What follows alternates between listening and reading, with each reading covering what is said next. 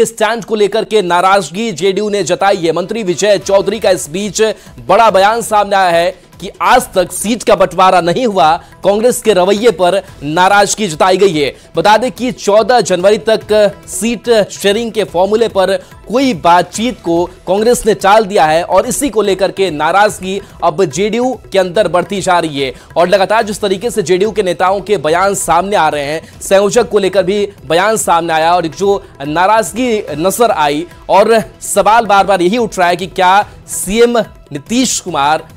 को एक फ्रेम में बांधा जा रहा है, उससे उन्हें आगे नहीं निकलने दिया जा रहा है। और इस बीच मंत्री विजय चौधरी का बड़ा बयान सामने आया है कि आज तक सीटों का बंटवारा नहीं हुआ, क्योंकि कई बैठकें हुई, बार बार ये चर्चा होती रही कि सीट शेयरिंग का फॉर्मूला तय होगा, लेकिन अब 14 जनवरी तक कांग्रेस ये कह रही है कि हम कोई बातचीत ही नहीं करेंगे।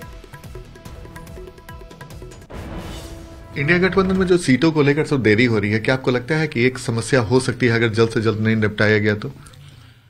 ये तो हम लोगों की शुरू है, हम लोग के पार्टी की भी और हमारे नेता नीतीश कुमार जी की, कि सीटों का बंटवारा जल्द से जल्द होना चाहिए और सीटों का बंटवारा जितनी जल्दी हो जाएगा उतने ही गठबंधन के पक्ष का माहौल बनेगा। और सीटों के बंटवारे के संबंध में तो जो 23 जून को पिछले ही साल पहली बैठक पटना में हुई थी इंडिया गठबंधन की, जो नीतीश कुमार जी की पहल पर या उनके ही प्रयास से इस शक्ल में ये गठबंधन आ सका था, उसी समय से हम लोगों का मानना है या नीतीश कुमार जी ने उसी वक्त कहा था कि किसी भी गठबंधन के सफलता की अंतिम परिणति या अंतिम नतीजा सीटों के सफल बंटवारे से होता है। इसलिए उसी समय से इस बात पर लगना चाहिए था और आज भी वही स्थिति है कि सीटों का बंटवारा जितना जल्द हो जाए उतना अच्छा है। तो देर तो लगता है कि हो गई है सर। हम अभी भी कह रहे हैं कि जितना जल्द हो जाए सीटों का बंटवारा उतना अच्छा है, जितना जल्द या जितना पहले होता उतना अच्छा था और आज की तिथि में भी जितना जल्द हो जाए उतना अच्छा है। इंडिया गठबंधन में तो देखिए, विजय चौधरी का बयान आपने सुना कि पिछली ही साल 23 वो जून की तारीख थी जब इस सीट बंटवारे को लेकर के एक शक्ल देने की कोशिश की गई, जो इंडिया अलायंस है उसको उसका स्वरूप बनाने की कोशिश की गई, लेकिन तब से इतना वक्त गुजर गया और सीट शेयरिंग का फॉर्मूला अब तक तय नहीं हो पा रहा है। और आनंद अमृतराज हमारे साथ फोन लाइन तो जुड़े हुए हैं। आनंद, बार बार कांग्रेस के रवैये के प्रति जो नाराजगी है वो जेडीयू की सामने आ रही है और लगातार कांग्रेस अपनी जो नाराजगी है वो जेडीयू जो है वो कांग्रेस पर नाराजगी अपनी जाहिर कर रही है। किस तरीके से इस बयान को देखा जाए विजय चौधरी के? देखिए, विजय चौधरी नीतीश कुमार के बेहद करीबी हैं और वो वरिष्ठ मंत्री भी हैं। उन्होंने जिस तरीके से बयान दिया है कांग्रेस पर, उन्होंने इशारों में बड़ा हमला बोला है कि 23 जून को जब पहली बैठक हुई थी इंडिया गठबंधन की और तब से लेकर अगर अभी तक देखें तो लगभग 8 महीना होने जा रहा है और अब तक सीटों का बंटवारा नहीं हुआ है। तो इशारों में कहीं ना कहीं उन्होंने नीतीश कुमार की पार्टी ने कांग्रेस पर इस बात को लेकर सवाल खड़े किए हैं कि सीट बंटवारे में अगर देरी हो रही है तो इसके पीछे बहुत बड़ी वजह कांग्रेस भी है। और आपको याद होगा कि जब 5 राज्यों के चुनाव चल रहे थे और उसी दौरान मुख्यमंत्री ने अपनी नाराजगी भी जाहिर की थी कि कांग्रेस 5 राज्यों के चुनाव में व्यस्त है और ऐसी परिस्थिति में कोई गठबंधन की बैठक भी नहीं हो रही है। अभी गठबंधन की बैठक हुई, दिल्ली में भी हुई, लेकिन तस्वीर अब तक साफ नहीं हो पाई है। पहले था जेडीयू की 31 दिसंबर तक सीटों का बंटवारा हो जाएगा, लेकिन अब तक सीटों का बंटवारा नहीं हो पाया है और अभी भी कब तक तस्वीर साफ होगी कोई जानकारी सामने नहीं आई है। तो जाहिर सी बात है विजय चौधरी नीतीश कुमार के बेहद खास हैं और उनका इस तरीके से बयान देना साफ साफ जाहिर करता है कि जेडीयू की जो मानती है कि अगर सीट बंटवारे में इंडिया गठबंधन में देरी हो रही है तो उसके लिए कहीं ना कहीं कांग्रेस जिम्मेदार है। और सबसे बड़ी बात राहुल की, उन्होंने ये भी कहा कि इंडिया गठबंधन की बैठक में जब तक सीट के बंटवारे पर तस्वीर साफ नहीं होती है तब तक मामला सुलझ नहीं पाएगा। तो ऐसी बात है, एक बड़ा निशाना साधा है इशारों में विजय चौधरी ने कांग्रेस पर। राहुल। आनंद, कल संयोजक की बात तो हो रही थी, तो कहा जा रहा था नीरज कुमार की तरफ से कि हमने कोई आवेदन थोड़ी दिया है। कहीं ना कहीं क्या नीतीश कुमार को सीमित करने की कोशिश हो रही है और इसको लेकर भी एक नाराजगी अब खुलकर सामने जेडीयू की आने लगी है? देखिए, एक बात तो साफ है कि जिस तरीके से अचानक से जेडीयू नेताओं के तेवर चेंज हुए हैं, और कल से अगर आप देखें, विजय चौधरी हो, संजय झा हो, नीरज कुमार हो, ये लोग जेडीयू के बड़े नेता माने जाते हैं और नीतीश कुमार के बेहद करीबी माने जाते हैं। अगर वो नेता अगर ये बात कहते हैं कि हमने कभी भी नहीं कहा कि नीतीश कुमार को संयोजक बनाया जाए, प्रधानमंत्री पद के उम्मीदवार के तौर पर उन्हें आगे किया जाए, अचानक से ये रुख में परिवर्तन हुआ, क्योंकि इसके पहले हम लोगों ने जेडीयू के कई नेताओं की जुबानी सुनी है कि नीतीश कुमार में संयोजक बनने के तमाम गुण मौजूद हैं, प्रधानमंत्री पद के योग्य उम्मीदवार। और ऐसे में अगर अचानक से ये सुर बदलता है कि नीतीश कुमार ने कभी नहीं कहा, उन्हें कट साइज करने की कोशिश की जा रही है, तो कहीं ना कहीं हैरानी करती है। खासकर टाइमिंग जो है, टाइमिंग बेहद क्रूशियल है, क्योंकि 3-4 महीने के बाद लोकसभा चुनाव होना, और ऐसे एन मौके पर जेडीयू ने जिस तरीके से अचानक से ये कहना शुरू कर दिया है कि नीतीश कुमार कभी प्रधानमंत्री पद के उम्मीदवार के चेहरे के तौर पे अपने आप को सामने लाया ही नहीं, कन्वेनर के तौर पे उन्होंने कभी बात नहीं कही, तो ये जो जेडीयू का जो स्टैंड बदला है, ये थोड़ा हैरान करता है। और खासकर अब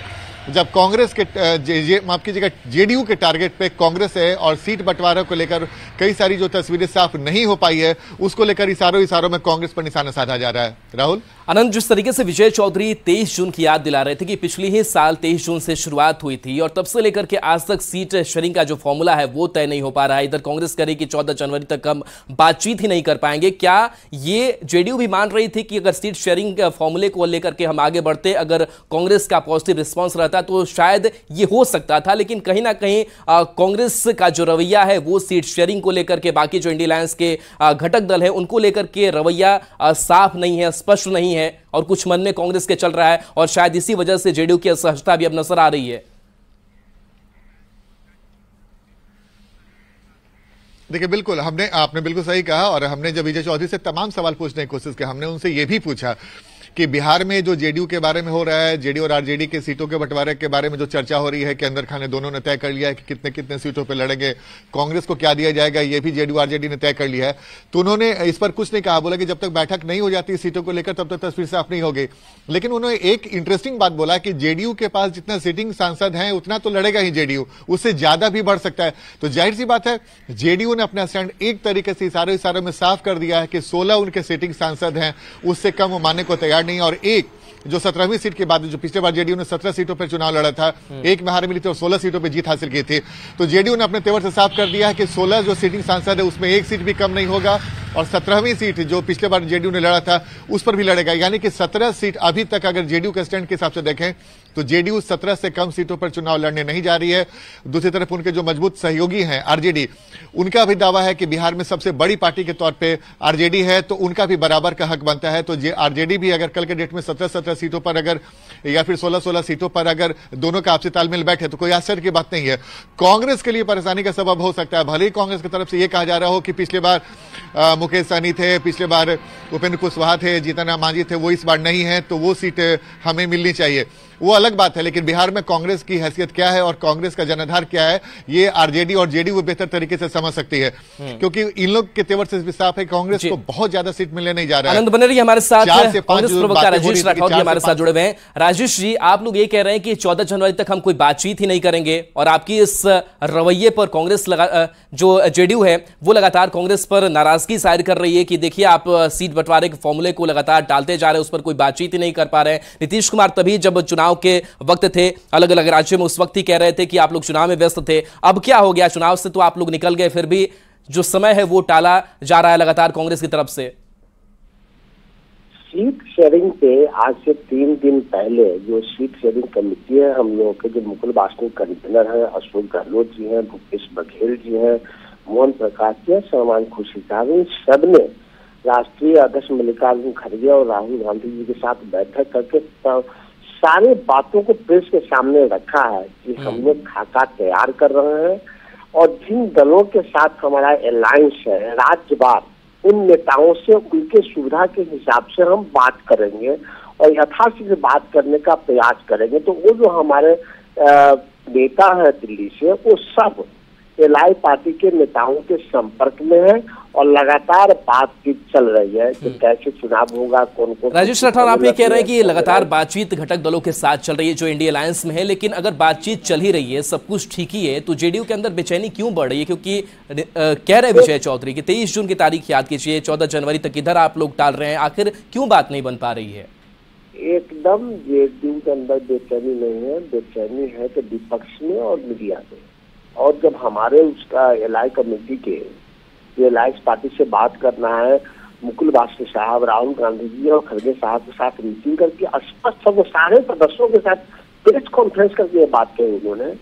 कि अब हमारी बैठक होगी, अब उपलब्धता के आधार पे यथाशीघ्र एलआई पार्टी के नेताओं से हम बात करेंगे कि कौन कौन से सीट, कौन सा प्रत्याशी पर भी बात होनी है, अभी सीट पे बात होनी है। तो मुझे लगता ही नहीं है, वो तो स्पष्ट शब्दों में कह दिए कि लगातार हम संपर्क में हैं, जिस दिन जो नेता उपलब्ध रहेंगे उनसे उनकी बात होगी। तो मुझे नहीं लगता है कि इसमें कोई विलम्ब हो रहा है। विलम्ब तो भारतीय जनता पार्टी में हो रहा है, उनसे पूछे ना कि चलिए बिल्कुल राजेश जी, आप भले ही कह रहे हैं कि हमारी बातचीत लगातार जारी है, हम बाकी घटक दलों के संपर्क में है, लेकिन इसके साथ ही ये तो अब नजर आ रहा है कि जेडीयू में बेचैनी बढ़ती जा रही, नाराजगी कांग्रेस के रवैये के प्रति बढ़ती जा रही। बहुत बहुत शुक्रिया अपनी बात रखने के लिए। आनंद मित्राज भी हमारे साथ जुड़े हुए थे, आपका भी बहुत बहुत शुक्रिया। और आइए अब देख लेते हैं खबर 1 मिनट।